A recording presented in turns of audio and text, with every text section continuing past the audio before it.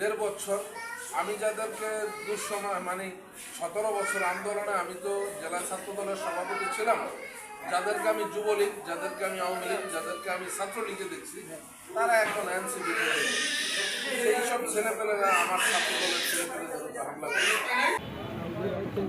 মাগরিবের আজানের পর করে এনসিপির নেতা সবুজ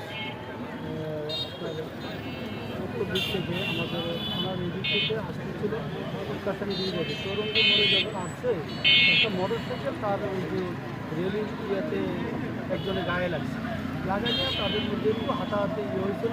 পরে সে পরিচয় দিচ্ছে যে ছাত্রদলের রাজনীতি এই নিয়ে আমাদের লোকজন ছিল এখানে স্থানীয় বুঝাই শোনাই দিয়েছে, কিন্তু কিছুক্ষণ পরে আবার তারা এখানে আবার ওরা আছে যে আমাদের নেতার উপরে হাতে দিয়েছে। এই নিয়ে তাদের মধ্যে একটু দাওয়া পাল্টা হয়েছিল, আমরা বুঝাই শোনাই দিয়েছি। পরবর্তীতে ধরেন যে আরও আধা ঘন্টা পরে আবার আইসা ওরা আরেকটা লোকজন শুনে আসে আইসা আমরা চৌরঙ্গিতে ছিলাম, পরিস্থিতি খুবই শান্ত। দুই পক্ষরা স্থানীয় তাদের দুই পক্ষের সাথেও আমি কথা বলেছি, কিন্তু যখন আসছে এই চৌরঙ্গি থেকে পশ্চিম দিকে একটা রোড আছে, দেখেন আপনার ওই স্বর্ণ ঘোষ রোডটা আর কি, ওইটার ওই মাথায় তারা আবার ঢুকতেছিল। ওইখানে ওই যে রাস্তা নির্মাণাধীন এখানে ইট টিট আছে, তো ওই তারার উপরে কয়েকটা ইট মারছিল, ওইদিকে তারাও ইটের ইয়া মারছিল এই গলির ভিতরে, বাট এটা কোনো মেইন রোডে না। তো ওইখানে আমরা একটা শব্দ শুনছি, এখন তারা বলতেছে যে ককটেল ফুটছে আর কি। এটা আমরা এখনও এই যে সন্ধ্যার পরে বা কোথায় ফুটছে ওটা তো আপনার ভিতরে গলির ভিতরে, সেটা আমরা এখন তথ্য পাই না।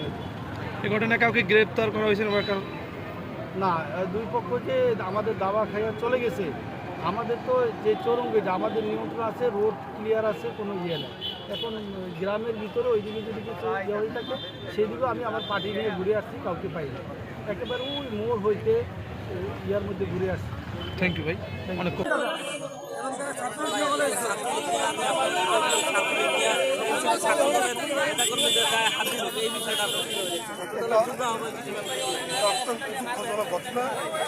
আমরা দেখবো এটা নিন্দ প্রতিবাদ জানাই।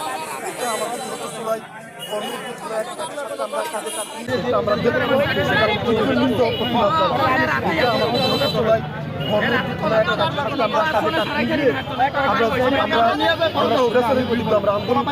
তারা আমাদের